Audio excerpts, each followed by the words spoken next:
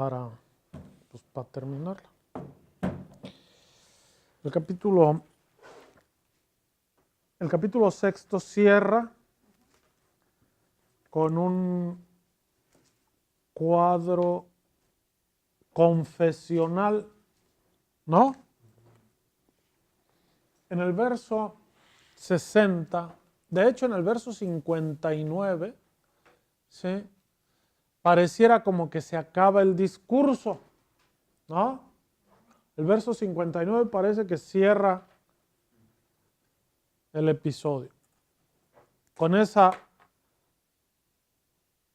indicación de que Jesús, hasta entonces nos estamos dando cuenta de que estaba en una sinagoga. Antes nunca dijo eso, ¿no? No sabíamos dónde estaba pasando todo aquello. Parecía que se lo encontraron a Jesús en la orilla del lago y como si allí se hubiera desarrollado todo.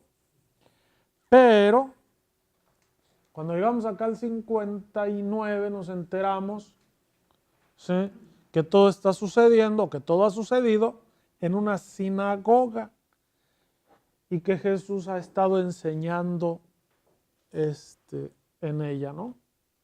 Eso es lo que aprendemos ahí. Una pregunta. Sí. ¿El templo y la sinagoga no es el mismo lugar? No. El templo y la sinagoga, solo había un templo. ¿Sí? ¿Qué era lo característico del templo?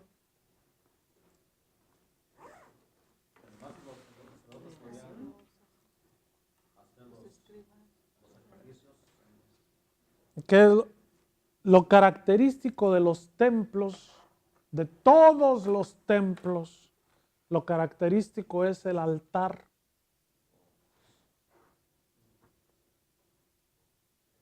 Y si hay altar, se necesita un sacerdote. ¿Ok? Lo que hace el sacerdote se llaman sacrificios. ¿Y por qué solo el sacerdote los puede hacer? Porque él conoce cómo hacerlos. ¿Ok? Él sabe cómo realizar los sacrificios. Porque acuérdense que en la mentalidad antigua, si no realiza, si no se presenta bien una ofrenda ante la divinidad o ante el superior, en lugar de hacer algo grato, resulta algo ingrato, algo ofensivo. ¿No? Y en lugar de ganarse la benevolencia de la divinidad, pues se va a ganar uno la cólera. Para eso, para evitar esos momentos de bochorno, pues mejor no se arriesga uno y le delega a uno a alguien que sí sepa hacer esas cosas. Y esa era la función de los sacerdotes. Y sobre todo en la religión romana, también en las otras. Pero los romanos eran sumamente cuidadosos en seguir el ritual prescrito, con todas sus indicaciones. Porque de no hacerlo, pues corría uno el riesgo de acabar como víctima en lugar de oferente, ¿no?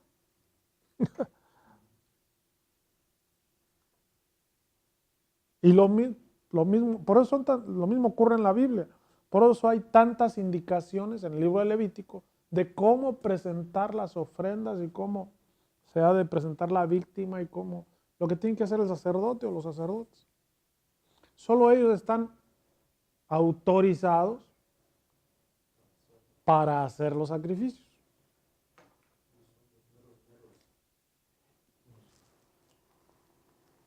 ¿Ya?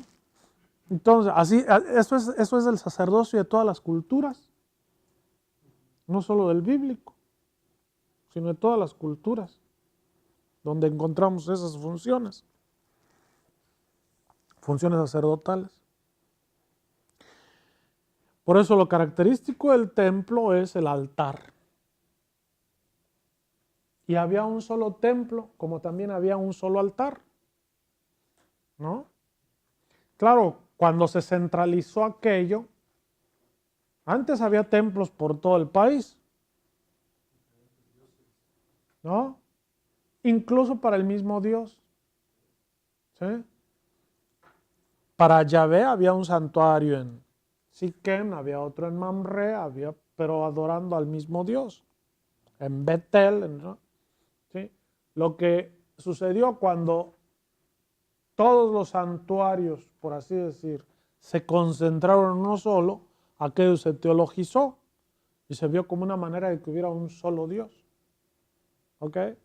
Pero el hecho de que hubiera templos en otros lados no significaba que hubiera más dioses.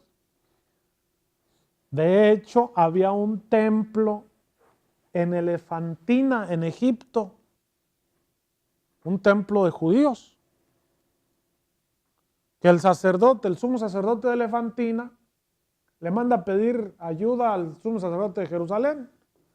Le dice, pues mándame algo de dinero, dice, porque acá el templo de Yahvé se nos está cayendo, mándanos algo de lana, porque necesitamos, no sean así. Este también es templo de Yahvé. El sumo sacerdote no se ofende porque aquello vaya a romper la unidad de Dios o algo. ¿Sí me entienden?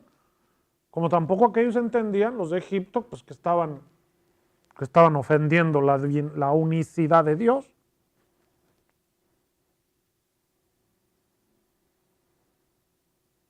Pero en el imaginario popular corrían otras ideas, ¿no?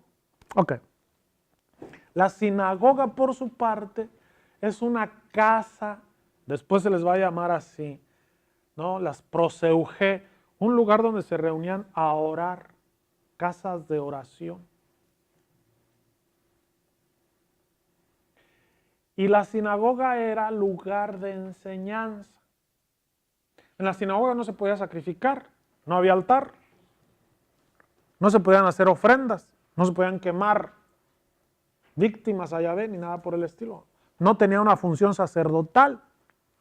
La función de la sinagoga era aprender, enseñar la Torah, la ley de Dios, las escrituras.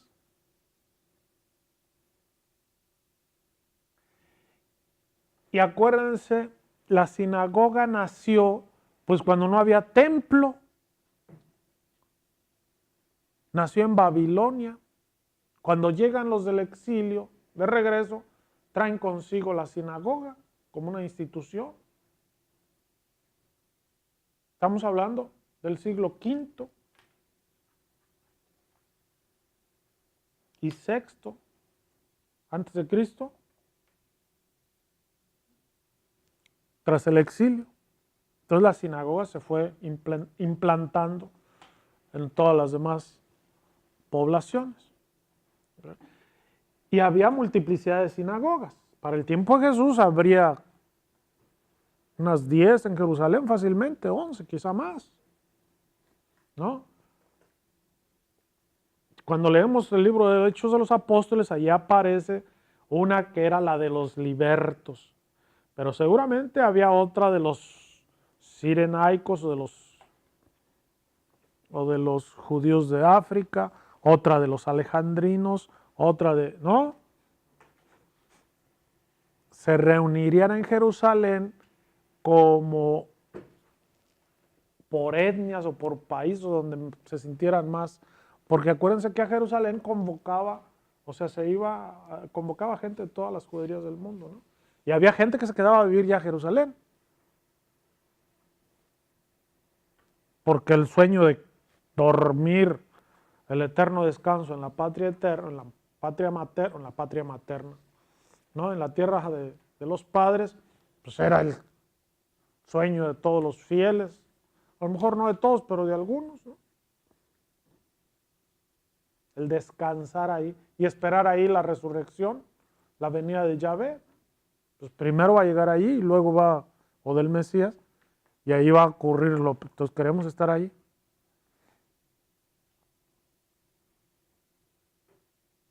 Las sinagogas son una institución clave. Y en Cafarnaúm había una, Cafarnaúm. Ahí en la ribera del lago, en la parte norte del lago. ¿Se acuerdan que vimos en el mapita? ¿No? Y cuando ustedes visiten la Tierra Santa, los van a llevar a la casa de Pedro, que después tenía también quizá función de casa de la iglesia, donde se reunirían, etcétera, ¿no?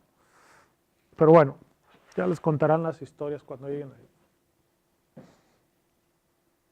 Todo ocurrió en la sinagoga de Cafarnaúm, dice el capítulo 6. Y termina ese capítulo con una desbandada. ¿Sí?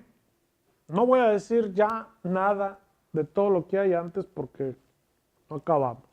Pero tiene resabios eucarísticos y resabios sapienciales muy fuertes, todo lo de arriba. ¿Sí? Muy fuertes.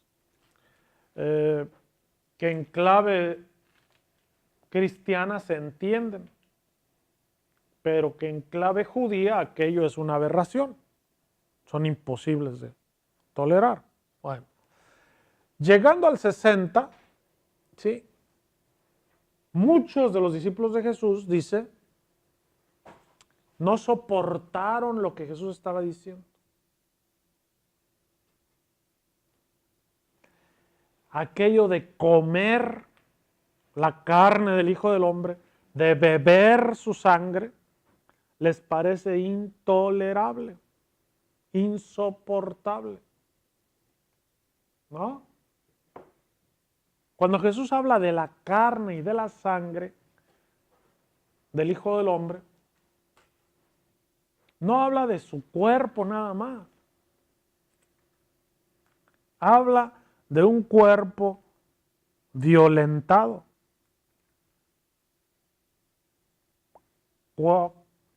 Carne y sangre separadas hablan de un cuerpo violentado, físicamente violentado.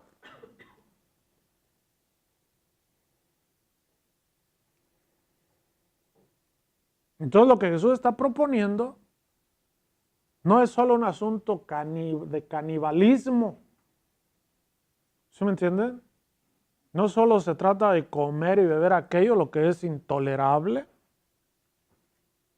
lo que es insoportable para los judíos. Hay culturas en otros lugares que sí, donde la carne humana se puede comer, y en fiestas, ¿no?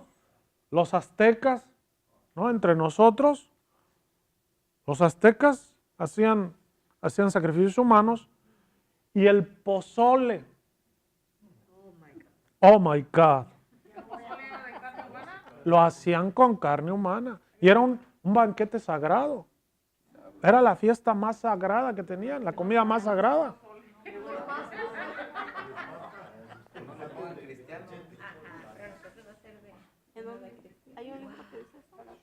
Hay muchas, ahí están los anales ¿cómo se llama? De Bernal Díaz del Castillo.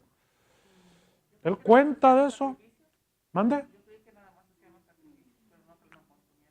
También consumían la carne humana y el corazón humano. Los guerreros. Sí. Ojalá. Pero no les digan, no. Entonces, el punto es que eso que para unas culturas es intolerable, como para la nuestra, que somos también herederos de los judio-cristianos, en otras es perfectamente aceptable. ¿No? Sí. Sí. Hoy en la mañana estaba oyendo cosas aberrantes, estaba oyendo en la radio, ¿no? Por ejemplo, que dicen que no hay albinos en Etiopía. ¿Albinos? ¿Quiénes son los albinos? ¿Alguien oyó ese programa? No. Es muy temprano. ¿Eh? Y no pueden...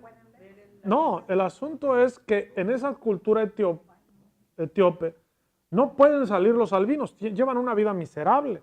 No pueden salir a la calle. ¿Por qué? Porque las personas los agreden, les quieren quitar un pedazo de la piel, un brazo, lo que sea, porque piensan que eso es de buena suerte. Tener una piel blanca es de buena suerte. Entonces todos quieren tener un cachito. Ah, por eso no pueden salir ni a la calle. ¿En dónde dijo? Estaban diciendo que en Etiopía. No vamos allá.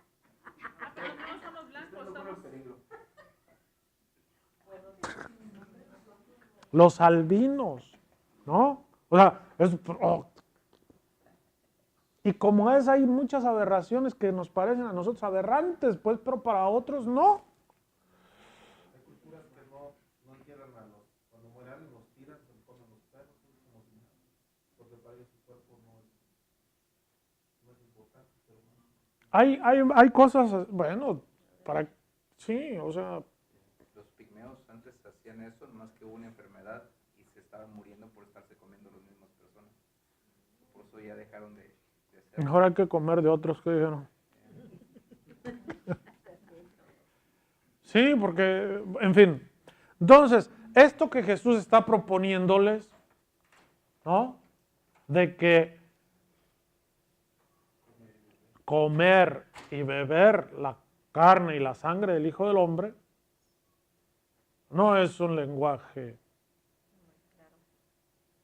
tolerable. él decía que no, él dice no comer la carne del Hijo del Hombre, pero él como por ejemplo, él ahí se refería porque no podían comer carne, su tradición estaba, muchos no podían comer carne que tenían, ¿cómo se llama? De los animales que... Como las pezuñas. De pezuñas. ¿Y el Hijo del Hombre traía pezuñas o qué? No, o sea, digo, pero o sea, él lo decía por eso, o sea, porque luego, o sea, hay No, es porque en la cultura judía no se puede comer carne humana, pero entonces, no solo carne ¿cómo animal. Pero Jesús a eso se refería. No, Ah, no, era su ¿quién es el Hijo del Hombre? Dijimos quién era el Hijo del Hombre. Dijimos quién era el Hijo del Por Hombre. eso es que no le entendían, porque unos entendían que era la carne humana y él estaba hablando de la carne espiritual. Exacto. Hay dos claves de lectura, ¿no? ¿Quién leyó lo del librito? No, Nadie. ahí ya no alcancé. Bueno, el asunto es, hay dos claves de lectura. La clave de la sabiduría, de la sapiencia. Cuando se habla de comer y de beber, ¿sí?, se hace referencia a la sabiduría. La sabiduría se la figura en lenguaje literal, así literario, como en imágenes literarias, se le figura como una señora, una mujer que sale a la plaza a invitar a un banquete, ¿no? Vengan a comer, vengan a beber. La sabiduría invita al banquete. ¿Qué vamos a comer? Platillos suculentos, vinos exquisitos. ¿Por qué? Porque es lo más apreciable, lo más apreciado. Sobre todo con la cultura helénica, la sabiduría, aprender, deleitar la inteligencia, no solo la panza, se hacía en los banquetes. Los banquetes sociales, había banquetes. El banquete es toda una institución en la cultura helénica. Y había banquetes de culto, por cumpleaños, por nacimientos, no faltaba, ¿no? Que eran, en los banquetes, los ricos eran los que banqueteaban. ¿Sí? Por supuesto. ¿Y qué se hacía en los banquetes? Además de procurar los mejores platillos y las mejores bebidas, lo que hacían era escuchar discursos filosóficos, poesía, música, ¿ok? Eran banquetes con sentido, por así decirlo, para nosotros serían culturales o educativos. En Atenas y en todo el mundo helénico. Era donde los filósofos se podían, o los que hacían retores o discursos, iban y exponían cosas. Entonces era un deleite, no solo llenar la panza con buenos fiambres, ¿no? Sí, ¿no? Con unas buenas garnachas, ¿no? Sí, ¿no? Por supuesto, alimentar el intelecto y discutir, hablar con esas gentes que son pensantes, que se dedican a estudiar y ¿no? Hablar con ellos de esos asuntos. No había muchas oportunidades de esas, entonces había que acudir ahí. Entonces, eso, como ahorita ustedes, ¿no? Pero aquellos sí estudiaban. Pero sí leían. Entonces, el asunto era, esa es la sabiduría. ¿Y cómo se procura? Pues juntándose uno con los grandes, con los que saben, con los que aprenden, con los que enseñan, ¿no? Ese era. Entonces el banquete aludía a todo eso. Ese era un ágape, ¿no? Un ágape. No. También se les llamaba así. Sí. Entonces, pero para acudir ahí también, pues venían así, bañaditos, así como usted peinadito. Entonces, ahorita vamos a decir algo de los banquetes, ¿no? No, o sea, no eran así que todos los que quieran. Por eso cuando en la Biblia aparece la sabiduría que invita a su banquete es abierto, vengan todos, o sea, era algo inusual. Normalmente a los banquetes se enviaba una invitación y usted acudía y se creaban ciertos compromisos, ciertas relaciones, etcétera, etcétera, ¿no? O sea, no es así de que está la puerta abierta de ver quién se pasa. Ahí entraría el pasaje donde salen a invitar a todos y no asisten unos. Eso es después de que no asisten los gobernadores, los hijos, los reyes y quién sabe qué, ¿no? Entonces, pues hay que llenar el banquete, porque un banquete desierto, pues es como una fiesta de bailar uno solo, ¿no? O mucho alimento para que se va a desperdiciar porque no acuden tantas personas. Como que no les preocupaba mucho si se desperdiciaba el alimento. A los ricos hasta el día de hoy. Pero el asunto es la afrenta que reciben, ¿sí? Es una afrenta social, un desaire por decir, socialmente hablando, que eso sí les preocupaba mucho. Que ofreció un banquete y no fue nadie, pues era la peor de las desgracias para ellos, ¿no? Preferible que traer tuertos, cojos, ¿sí? Sin gente, sin bañar, lo que sea, con tal de que, ¿no? Con tal de que la sala se llene y se ve que, ¿no?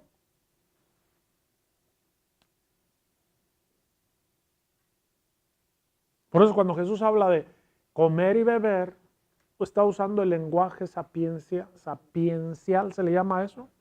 De la sabiduría greco-romana. Y aquí, ¿sí? Eso es lo que causa el escándalo. No solo Jesús en la primera parte dice que Él va a dar el pan de vida. En la segunda parte pasa a identificar ese pan con Él. Y luego dice que Él mismo es el pan. Y no solo Él es el pan, hasta ahí todo va bien, sino que es su carne y su sangre. Y ahí revienta la cosa. Hay una graduación, una escalada en el escándalo. Claro. Que nosotros lo entendemos, porque somos cristianos, entendemos eso como con sentido eucarístico. Pero en realidad la clave que Jesús está usando es de tipo sapiencial. Y la clave de la sapiencia es aprender. ¿Qué era lo que se disfrutaba en ese banquete de la sabiduría? La Torah, la palabra de Dios. Una pregunta, cuando Felipe o los hijos del trueno los que le dicen que quién se sentará a la derecha o a la izquierda de él. Marcos. Y le dice, ¿qué acaso tú beberás de mi copa o no tendrá relación con esto de que el beber es pasar por su dolor, el comer su sangre y beber su sangre no será también que van a tener que pasar por lo que él está pasando o va a pasar? Sí, esa es la dirección, ¿no? Pero la copa que el Padre le da, porque va a aparecer en Juan 18, ¿no? Pues es la copa de su proceso de sentencia y ajusticiamiento, definitivamente. Y a eso es a lo que refiere también en Marcos, ¿no? Porque allá en los sinópticos habla de dos cosas, serán bautizados con el bautismo que ellos van a pegar, ¿no?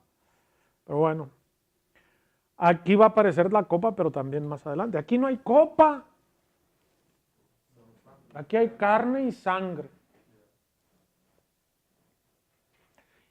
Y cómo se come y cómo se bebe esa sangre y esa carne del Hijo del Hombre,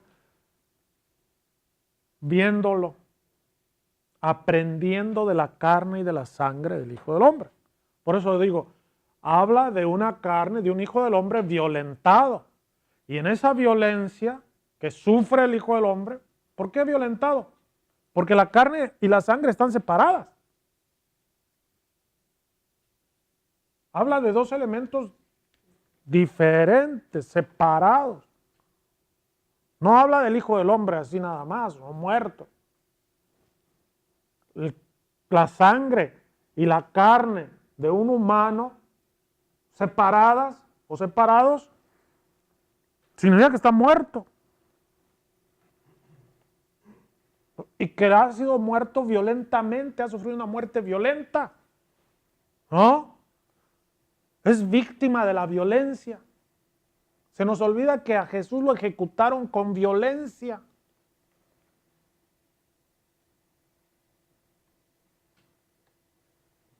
Y en esa violencia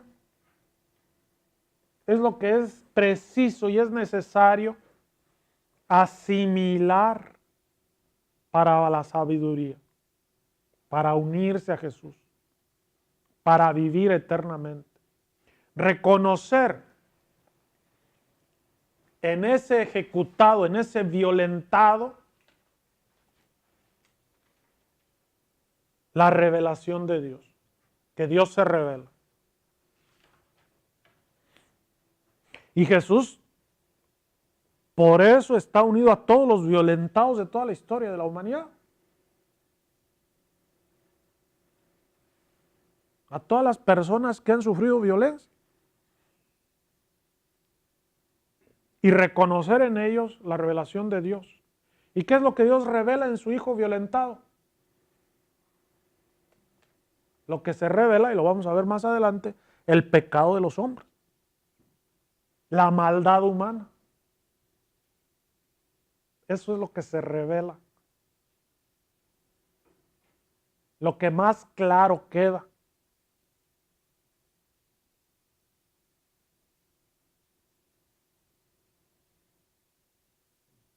Aquí está la sabiduría en el sacrificio. Hace rato venía yo platicando por teléfono con otra persona, hablando a propósito del dolor y de estas cosas, y le decía, es que no hay una persona humana madura, plena, que no hayas pasado o que haya tenido que pasar por el dolor y por el sufrimiento. No hay. Es decir, el dolor es parte de nuestra existencia, pero es parte también de nuestra plenitud.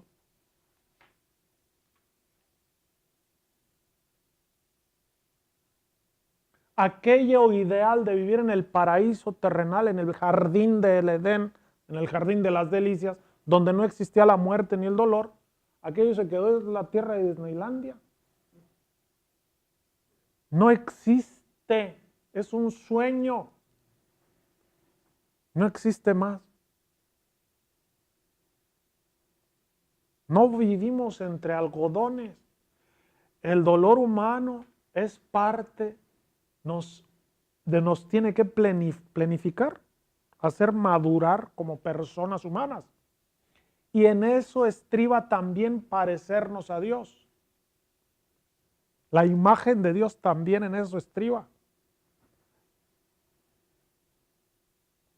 ¿O creemos que Dios no sufre? No ha sufrido. Si Dios no sufre, ¿qué Dios es? Impasible. Pues es el Dios de los teólogos allá del siglo XVI y demás, ¿no? De los filósofos de eso. El Dios del Señor Jesús es otro.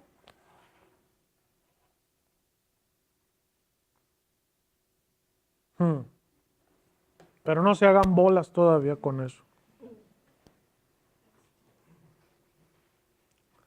Mi carne y mi sangre. Y aquí le seguimos. Pero ya íbamos, yo no quería hablar de eso hoy. ¿Ok? Yo les fui. Ok. Llegamos al punto donde estábamos en la sinagoga y de los propios seguidores de Jesús, ¿no? No soportan lo que dice. Y le dice, ¿esto les escandaliza? Y viene la visión del Hijo del Hombre enaltecido. ¿Enaltecido? Levantado, puesto en alto, ¿no? Y les decía, ¿cómo va a ser puesto en alto Jesús? En la cruz. ¿No? Eso es lo que hay que asimilar. Esa es la carne y la sangre del Hijo del Hombre que hay que comer y beber. No, pues comerse el pedacito de pan y amén, pues está todo, eso cualquiera. ¿Eso qué tiene de escándalo?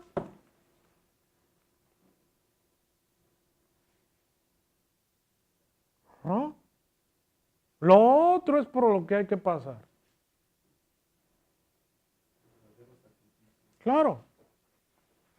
La muerte del Hijo del Hombre. Su muerte violenta. Porque es la cruz para San Juan, en el cuarto evangelio, la cruz es su enaltecimiento. Y ese es donde reina Jesús. Lo hace rey.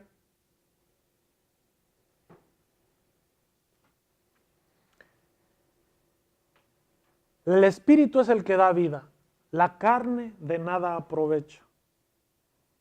Dice. Las palabras que yo les he dicho son espíritu y son vida. Pero algunos de ustedes no creen. Y aquí otra vez aparece la nota del narrador, ¿no? Porque Jesús ya sabía. ¿Se acuerdan dónde a veces, no? Ok.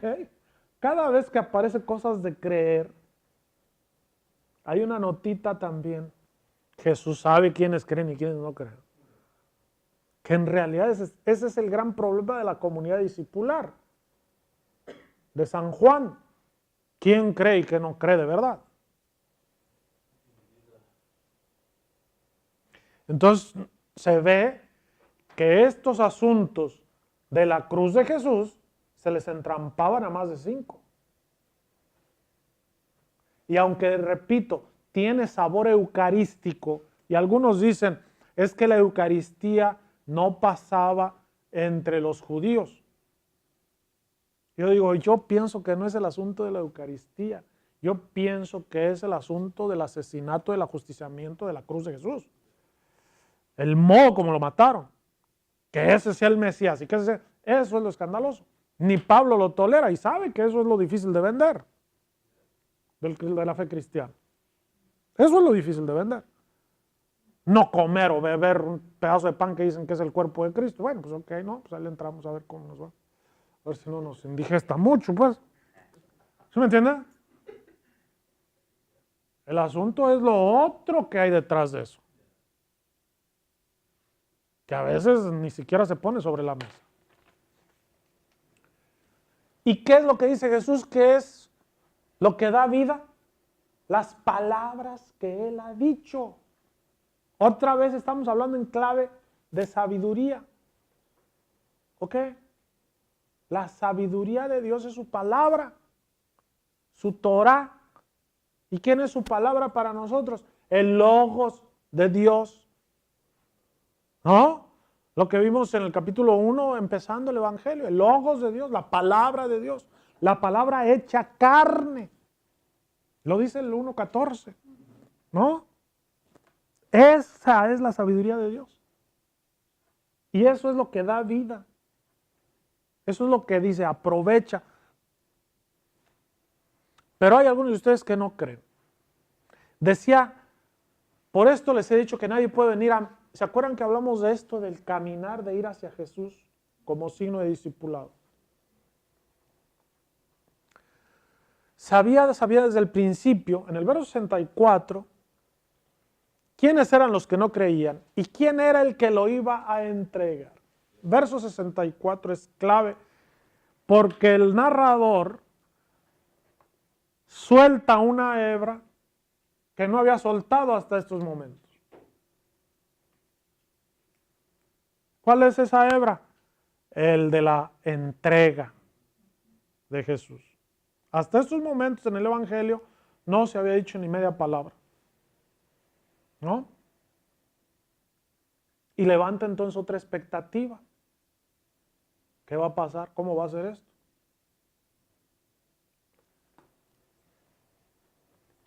Por eso les he dicho que nadie puede venir a mí si no lo concede el Padre. Y desde entonces, muchos de sus discípulos se volvieron atrás, se echaron para atrás.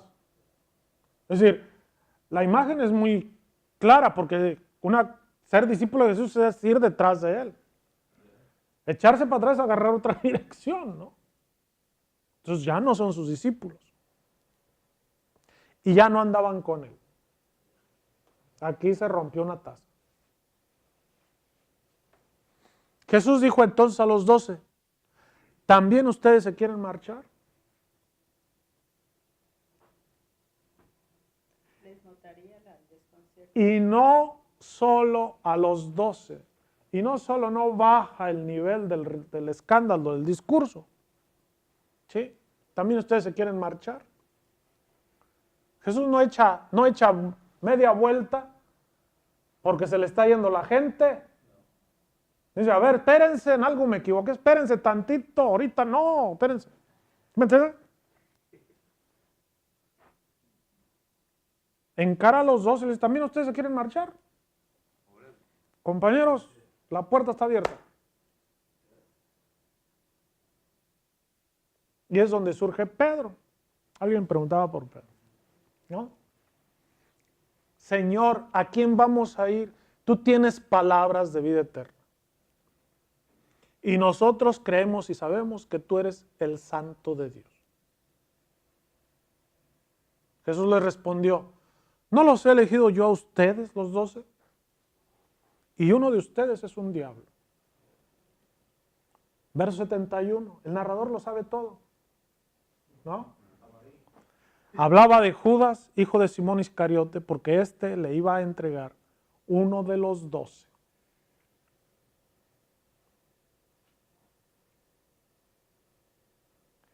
Entonces, este diálogo en la sinagoga, ¿sí?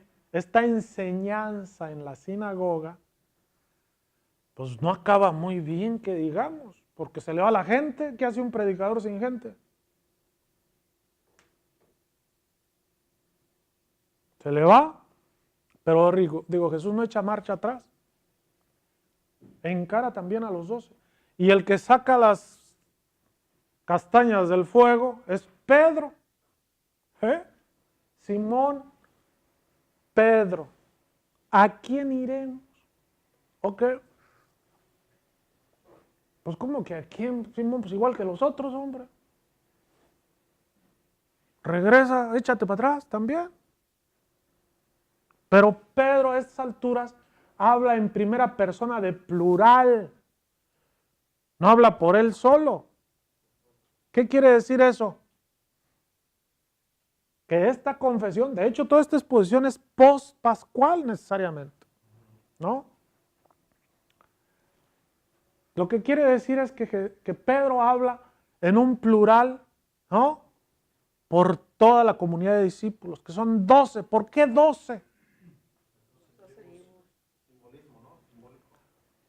¿Pero qué tenemos aquí en los 12? ¿Cuántas canastas recogieron de? 12. ¿Ok? ¿Es símbolo de qué? De todo Israel. De todo el Israel escatológico, el pueblo escatológico de Dios. ¿Sí? Es un símbolo de escatología. Todo el pueblo de Dios reunido en presencia de Dios. Al final de los tiempos. Y por eso recogieron las 12 canastas para que nada se pierda. Nada se pierda del pueblo de Dios.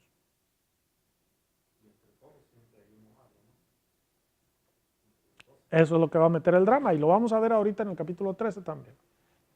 ¿Ok? Entonces, estamos diciendo, la confesión de Pedro no es como la de los sinópticos. Aquí Pedro no dice, tú eres el Hijo de Dios, el Mesías. ¿Ok? Aquí dice otras cosas. Aquí dice que es las palabras reveladas de Jesús donde Él se asienta. Lo que Él tiene. Pedro entendió de qué se trataba toda la cosa. ¿Sí? No siempre le atina a Pedro, pero aquí le atinó. Tú tienes palabras de vida eterna. Y nosotros creemos y sabemos que tú eres el Santo de Dios. ¿Quién es el Santo de Dios? ¿Pero por qué hablaba del Santo?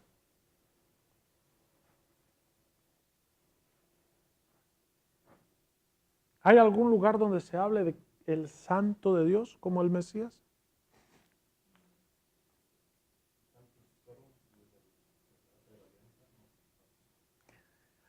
En este mismo discurso apareció acá, ¿sí? Bueno, va a aparecer después allá en el capítulo 10, pero acá apareció ¿dónde está? ¿Se acuerdan que lo vimos que dijo a quién? Acá está, ¿no? ¿No? El Hijo del Hombre a quien Dios ha sellado, ¿no? ¿Qué es lo santo? Ajá, ¿qué más? Lo separado, lo aparte, lo que viene de, ¿no? Algo que no es común, algo que no es lo ordinario. ¿Sí? Tú eres lo que Dios, porque aquí hay un juego de palabras. Jesús les dice, no los elegí yo a ustedes. El Santo de Dios los elige. Él es un elegido. Él es el elegido de Dios. ¿Se acuerdan que en 1:29 o 35, ¿no? En el testimonio del Bautista que dice, yo vi los cielos abiertos y este es el elegido de Dios? ¿No? Hay un juego aquí de palabras. El Santo de Dios va a volver a aparecer en la fiesta de la encanalla, de la dedicación del templo.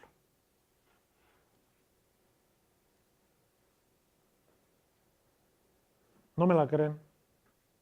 Vayan a ver el capítulo 10. En el verso, debe ser el 24, 25.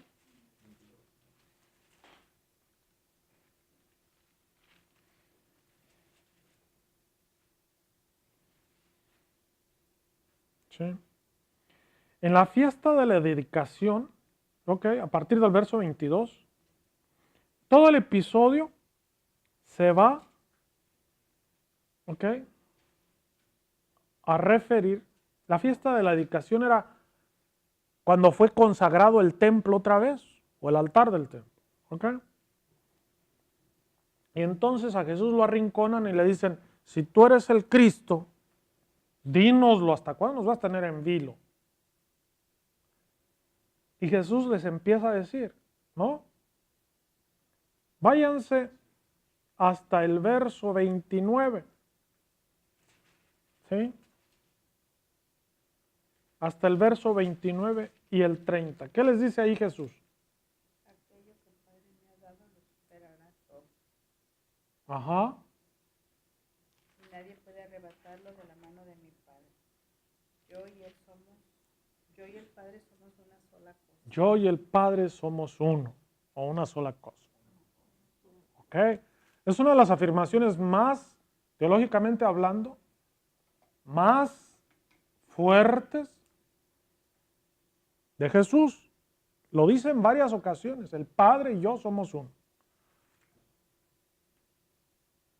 De su unidad con el Padre. Y vayan entonces ahora a ver el verso 36. ¿Ok? Prosigue el intercambio porque los judíos lo quieren apedrear, ¿no? Y vayan a ver el verso 36. ¿Sí?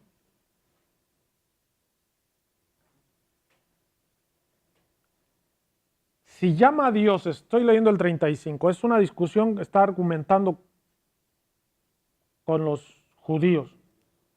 Si llama a dioses a aquellos a quienes se dirigió la palabra de Dios, dice Jesús, porque la Escritura así dice.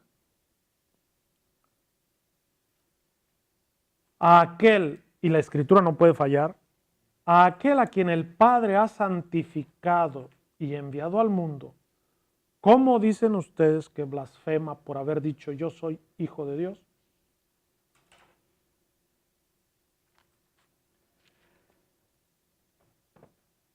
Jesús empieza a manejar esto, o el evangelista empieza a manejar esto de la santidad o la santificación de Dios. La santificación de Jesús entonces no es una santidad, por así decirlo, pasiva. La santidad de Jesús es una santidad dinámica y activa en vistas al envío o a su misión de enviado del Padre. Lo mismo que antes dijo, ¿sí? En el verso 27, 28, aquel a quien el Padre ha sellado. ¿Para qué lo selló? Para garantizar, ¿no?, la autenticidad de su envío. Acá nos viene a decir más o menos lo mismo con otros términos y en otro parámetro. Estas palabras de vida eterna, es esta el Evangelio, esto que va para arriba, la carne y la sangre del Hijo del Hombre. Eso es lo que lo hace el Santo de Dios. Esa revelación viene del Santo de Dios.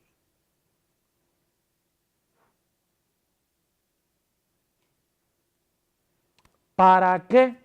Lo vamos a ver en el capítulo 17. Bueno, ya ni lo vamos a ver porque no nos va a alcanzar el tiempo. Para santificarnos. Es decir, la santidad de Dios y la santidad de Jesús, del Hijo del Hombre, no es una santidad como pasiva, de que como si fuera un estado al que se adquiere o que al que se alcanza o uno se mete de alguna manera. No, la santidad solo tiene razón de ser dinámicamente en el envío, en la revelación, en el aprender del Hijo del Hombre, en comer y en beber su sangre. No es el ser santo, no consiste en ser buena gente y a todo decirle que sí. La santidad consiste en revelar al mundo la voluntad de Dios. En eso consiste la santidad. Lo mismo que hizo Jesús, ¿no? ¿También ustedes se quieren ir?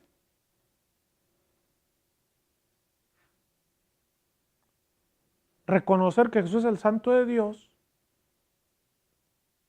es porque ha sido fiel a lo que recibió de Dios. Eso es la santidad. La santidad no es un estado interior nada más. Es un estado manifestativo, dinámico, que se tiene que notar. Y no se nota prendiendo más veladoras o bebiendo más agua bendita. Se nota revelando esto, siendo fieles a Dios. ¿Un qué? Sí. Es un título codiciado sin saber lo que conlleva el título. A lo mejor sí. Porque si supiéramos, a lo mejor no le entrábamos.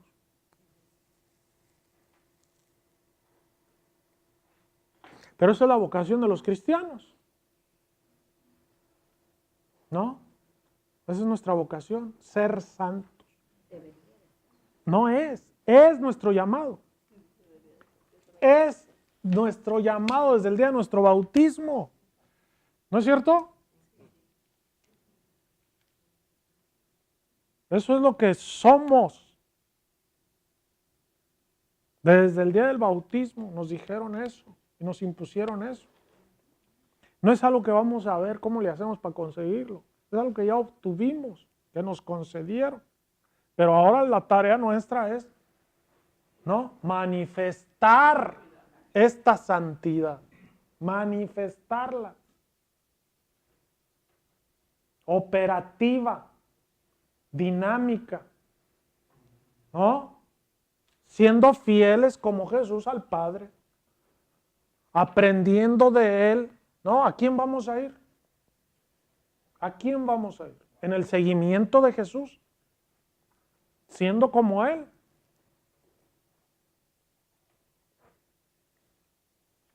No está tan trabajoso entenderlo, pero hacerlo. ¿Sí? Esto es lo que hace, lo que la iglesia reconoce en las personas santas y santos, ¿no? Que han participado de esto, que han hecho esto, su vida. ¿Ah?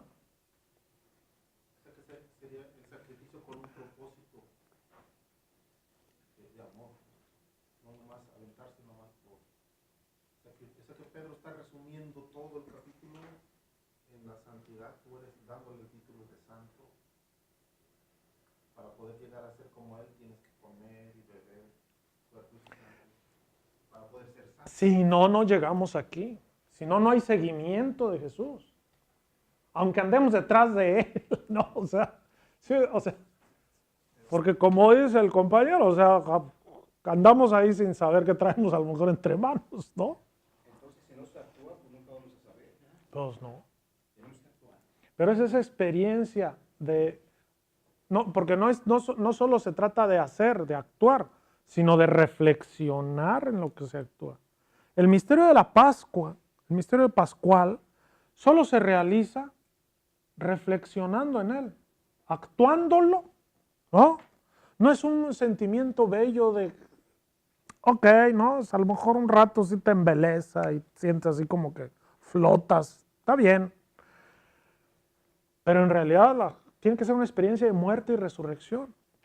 Por eso digo que el dolor y el sufrimiento es parte de nuestra plenitud humana,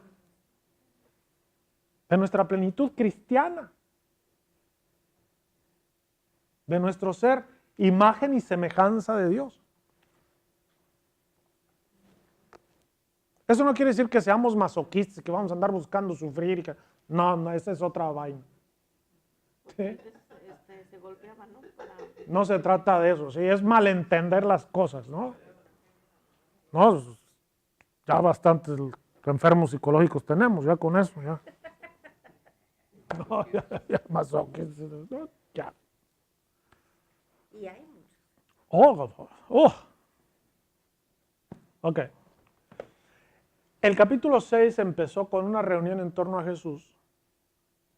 Se dio una disyunción cuando en el cruce del mar. El cruce del mar es clave. El cruce del mar es clave. Y luego hay una reunión otra vez en la playa, que no sabíamos que era en la playa, sino en la sinagoga, después. Y luego se empieza a desgranar la cosa, se empieza a desmoronar aquella unión que iba tan a todo dar, con los señales. ¿No? Parecía que todo iba bien, hasta que llegamos a lo que se atraganta.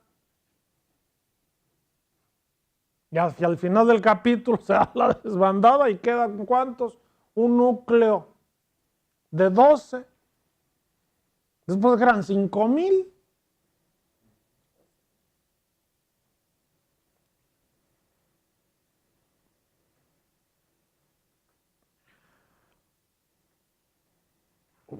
Un fracaso completo.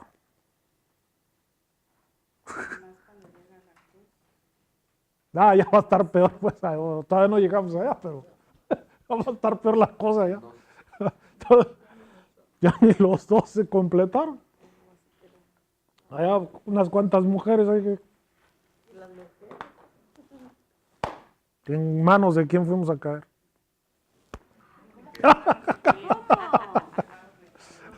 Entonces, el asunto es que este capítulo 6 es de transición y que hay que pasar el mar y que hay que pasar la Pascua de Jesús.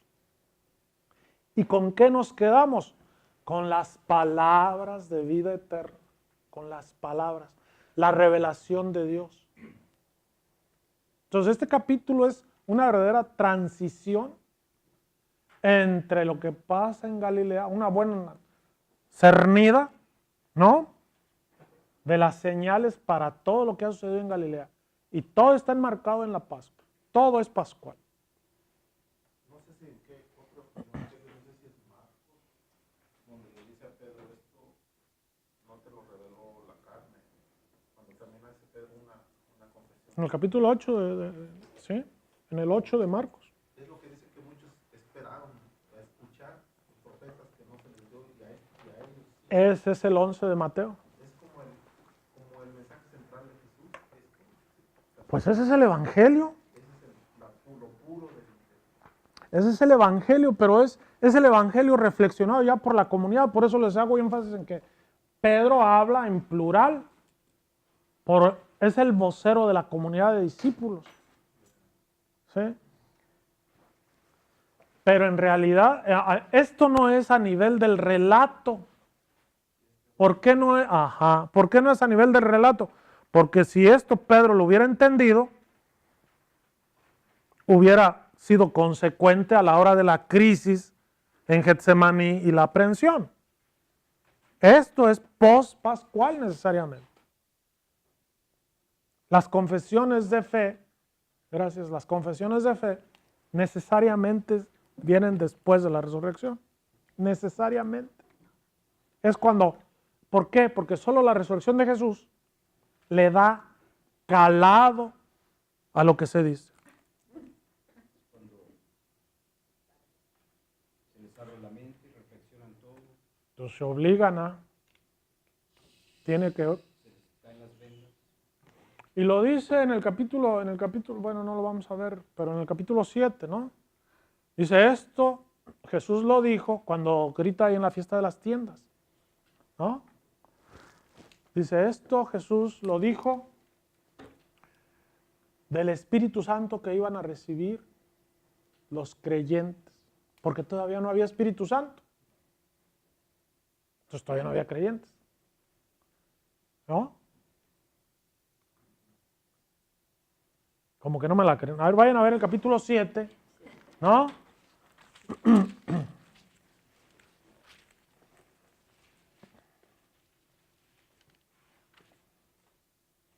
Hacia el final, hacia el 38, el 37 a 39, ¿no? El último día de la fiesta. Y no vamos a ver nada de la esquenopeguía, de la fiesta de tiendas, que es una preciosidad en San Juan. El último día de la fiesta, el más solemne, Jesús, puesto en pie, gritó. Ya les dije, cuando alguien grita, es un grito profético, una revelación profética. Si alguno tiene sed, que venga a mí y beba.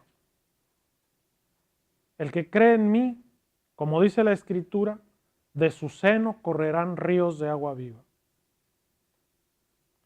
Esto lo decía refiriéndose al Espíritu que iban a recibir los que creyeran en Él. Porque aún no había Espíritu, pues todavía Jesús no había sido glorificado. ¿Ok? Todavía no había Espíritu. No había modo de creer en Jesús. Él está dando la revelación, pero no hay forma de que los discípulos la capten. ¿Por qué? Porque todavía no tienen todas las claves de comprensión. Lo que sí va a ocurrir una vez que Jesús sea glorificado. Y la glorificación de Jesús ocurre con su muerte y resurrección, ¿no? Esa es la glorificación de Jesús. Bueno.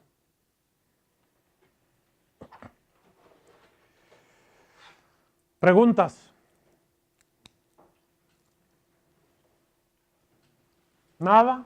Así me gusta. Cuando uno no pregunta... El Espíritu les viene cuando están reunidos, ¿verdad? Escondidos todavía.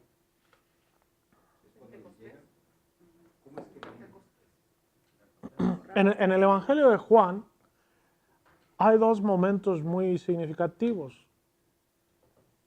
Uno, cuando Jesús entrega el Espíritu en la cruz. Al entregar el Espíritu, los que reciben el Espíritu son los que están ahí. Y ahí de buenas a primeras resulta que está el discípulo amado. Están las María, ¿no? La Magdalena, María, ¿no? Ok. Pues les digo dónde fuimos a quedar. Y en el discípulo amado. Ellos son los receptores del Espíritu de Jesús al morir. Y luego tenemos en el capítulo 20, ¿no? Cuando Jesús sopla sobre ellos y les da su espíritu de resucitado. Y les dice, reciban al Espíritu Santo. ¿No? Es como un gesto ritual al grupo de los 11. Bueno, no eran 12 ya quedaron 11 nomás. ¿Sí? Y en realidad quedaban, allí nomás estaban 10, porque acuérdense que Tomás andaba de parranda. Lo daban por muerto el Tomás. Y eso que no podían salir por miedo a los judíos, ¿qué tal? Que no hubiera encontrado a nadie el Señor. Si no hubieran tenido miedo. Pero bueno, ¿no? Tomás no lo encontraron. Lo andaban buscando. A ver, Tomás, ven, hombre, que acá el Espíritu, ¿no? Te perdiste la... Sí. Entonces, entonces, esos son los dos momentos en la recepción del Espíritu. ¿Sí? Tenemos otro elemento, que es cuando el Espíritu, porque en todo el Evangelio se habla de la imagen del agua, de beber, ¿no? Bueno, estoy pensando en el capítulo 4, estoy pensando en el capítulo 3, nacer del agua y del Espíritu, pegado a lo del nacimiento. Y luego tenemos en el capítulo 4 el diálogo con la samaritana, ¿sí? Los verdaderos adoradores adoran a Dios en espíritu y verdad, ¿no? Entonces, el cuarto evangelio maneja este elemento del agua, y en este texto que acabamos de ver, el capítulo 7, los torrentes de agua que van a surgir del creyente. Entonces, el agua como símbolo del Espíritu. ¿Qué es lo que hace el Espíritu? Es como el agua, ¿O es como el viento, le dice Jesús a Nicodemo, que no sabes, ¿no? ¿De dónde viene? ¿De dónde? ¿No? El agua. ¿Cómo es el agua? El agua es multiforme, adquiere la forma del recipiente. Y así es el espíritu. El espíritu es multiforme también, ¿no? Como el viento, también. Es decir, no es contenible, ¿no? Por eso me da risa a las personas que dicen que nosotros tenemos al Espíritu Santo. Está bien, pues guárdenlo bien. Pues. Les puede pelar, compañeros, ¿no? Es tan escurridizo que... ¿No? Y solamente eso es el problema. Entonces, el asunto es que San Juan juega con esto del Espíritu Santo en la figura del agua, para dar a entender que es algo tan necesario para vivir la fe en el Hijo de Dios, en la revelación de Jesús, tan indispensable como el agua misma para la vida humana. Y es el Espíritu lo que da vida, dice. Y el Espíritu, la primera función del Espíritu Santo es interpretar la Escritura, leer la Escritura, comprender las Escrituras. Esa es la primera función del Espíritu Santo. La tarea más grande, hacer la memoria de Jesús. Y ya analizábamos aquí la otra vez, cuando vimos lo del templo, que la memoria de Jesús se combina con las Escrituras. Y eso es lo que constituye, o le da forma, o va haciendo el creer en Jesús, sino que se cree. Sino que se cree. La historia de Jesús solo tiene sentido vinculada a las Escrituras. Y eso es lo que hace el Espíritu Santo. Esa capacidad de entender, de comprender, que hace el clic. Ah, es esto. Esa es la tarea del Espíritu Santo. Esa es su primera función. Que conociendo uno la historia de Jesús, y va uno a leer las Escrituras, y reconoce allí la revelación de Dios en Jesús de Nazaret. Eso es lo que hace el Espíritu Santo.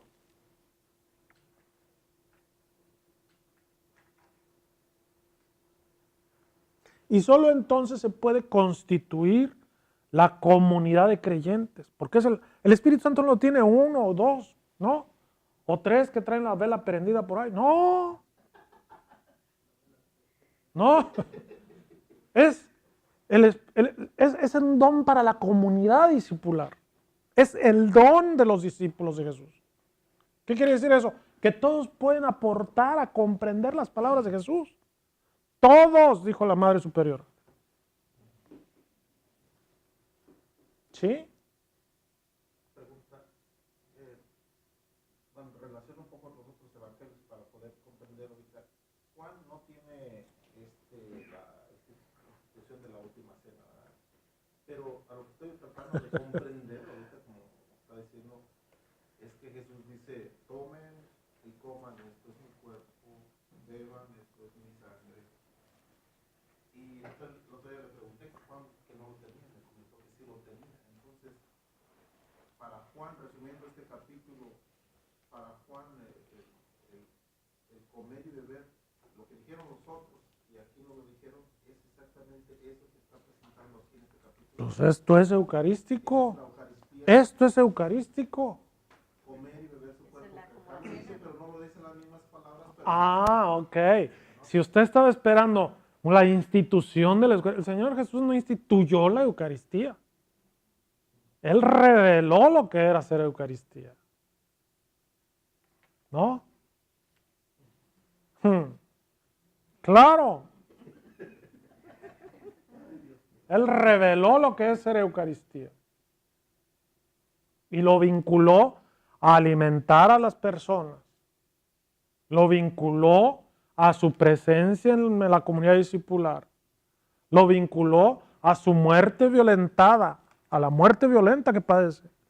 Lo vinculó al Espíritu de Dios con las Escrituras, que nos hace entender la vida de Jesús. Si todo eso no es eucarístico, pues lo demás es magia.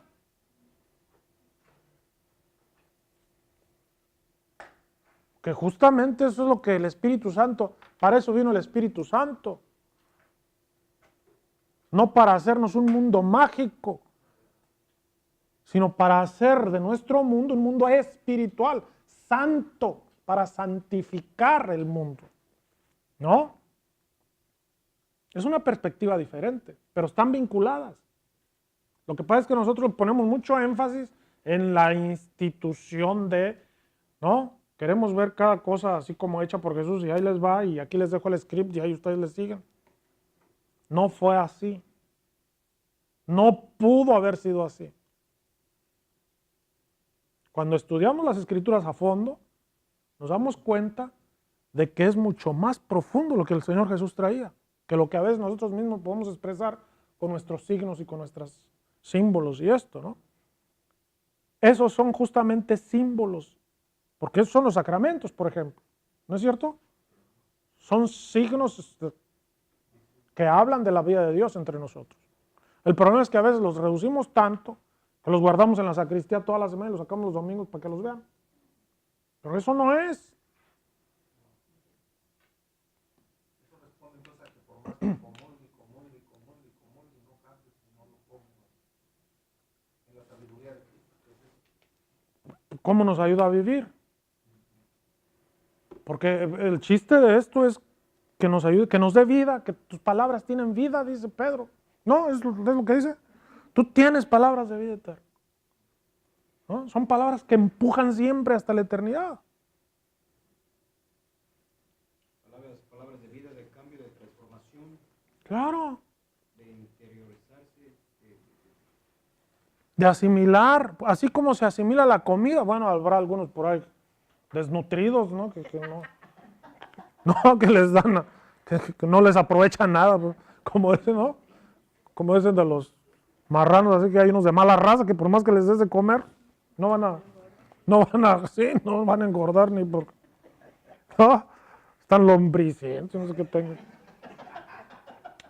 Pero el que come mi carne y bebe mi sangre tiene vida eterna. O sea, es la garantía de la... Pero eso es Eucaristía. Eso es, o sea, denle un repaso a ese capítulo 6. ¿Sí? Denle un repaso al capítulo 6. Y lo mismo tenemos en los otros evangelios, nada más que la óptica es diferente. La óptica es diferente. Allá hay que engarzar con las multiplicaciones de panes, hay que engarzar con la ética del seguimiento, hay que engarzar con otras cosas, ¿sí?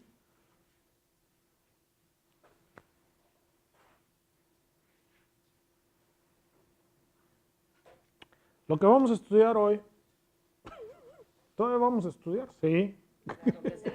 Sí, es el capítulo 13. Fíjense, nos vamos a volar la barda del 7, 8, 9, 10, 11, 12. Pero no alcanzamos, no se puede, tenemos que ser demasiado. Y ya nos queda solo el consuelo que me queda es que todos tienen estas hojas, ¿no? Y entonces ahí yo más o menos traté de puntualizar lo más sustancial y comprimido que pude los temas que habría que trabajar con cada una de las, ¿no? Pero pues ya ven que aquí se alarga mucho lo de las garnachas y no nos da tiempo de... pregunta de kinder. No deberíamos de comer carne. No, a ver, ¿qué pasó? Pregunta de kinder. Aparte de la triple B. Buenas noches, pásenme. Aparte de la triple B, cuando pone CF, ¿es catecismo? CF es confer. Confer quiere decir compárese con. Comparar con. Es una referencia. Eso es lo que quería decir. Compararse, dice eso. Sí. Yo pensaba que era un documento también que tenía que ver para poder... Ah, no. CF quiere decir confer, que es una forma muy usual de decir referencia o se refiere a esto, vaya a ver esto. Véase, porque mucha gente ya no entiende el confer, le ponen ver o véase, ¿no? Ahora. Eso es, sí, no. Sí, de las abreviaturas más comunes que haya así a nivel de... Pero tienes razón, sí. Puede ser oscura. Ok, capítulo 13. ¿Ya? Ya está. En el capítulo 13 tenemos un episodio. Acuérdense, este episodio rompe la secuencia que ha traído con las señales hasta aquí, ¿no? Las señales han ido en aumento, ¿cierto? Empezó con una señal de la que nadie... ¿Quién creyó en capítulo 2, verso 11? ¿Qué decía?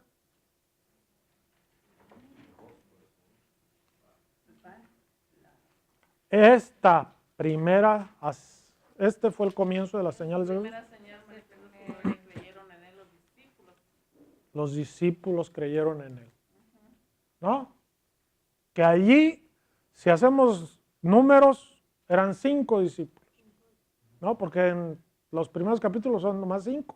No llegaron a 12. Acá pues les digo que acá en el sexto aparece el 12. ¿No? Y los 12, no crean ustedes que a las tradiciones de San Juan le caían así como anillo al dedo, ¿eh? Porque cada vez que va a hablar del que lo va a entregar y pronuncia su nombre, dice que era uno de los 12, para que no se les olvide. ¿Ok? Esas cosas tiene solo San Juan. ¿Sí? Que cuando los 12 eran unas figuras tras la muerte de Jesús, ¿no? A San Lucas los 12 le parece que eran las columnas de la iglesia. Bueno, de hecho eran llamadas columnas, algunos de ellos. San Pablo se ríe de eso también. Los superapóstoles, dice Pablo, ¿no? Porque seguramente habría gente que los endiosaría, casi, ¿no? A los apóstoles 12, y solo ellos, ¿sí me entiendes? Y a ellos, pues, tantita bola que les daban, pues imagínense. ¿No? Y se aguantaban ellos mismos. Como a veces pasa sí, ¿no? Como suele suceder. Como suele Sube suceder. un ladrillo y tiene mal de montaña. Por ejemplo. Pero por eso San Juan, cada vez, ¿no? Que dice, era uno de los 12. No se les olvide dónde están parados. ¿Ok? Pues no hay, pues hombre,